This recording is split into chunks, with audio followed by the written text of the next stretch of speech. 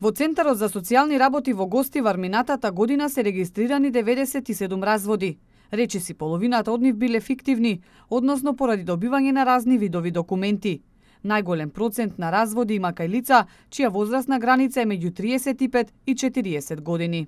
Кај редовните разводи нема правило, имаме и мажот да бари жената, нема некоја разлика, додека кај овие фиктивниве претежно мажот е тој кој што бара развод. Пак викам со договор со жената, со партнерката. Кај вистинските разводи најчесто причината е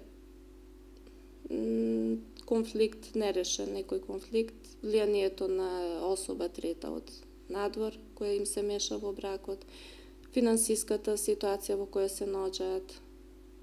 Тие се најчестите причинители. Во Центарот за социјални работи потсетуваат дека советувалиштето се уште функционира.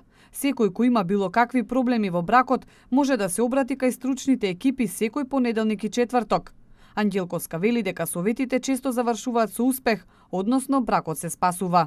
Советувалиштето функционира не само за тие кои што се корисници во Центарот, него и за сите граѓани во Гостивар, и секој може да се упати без разлика на проблемот кој што го има да побере одредена помош од стручните лица кои што се вклучени во советувалиштето.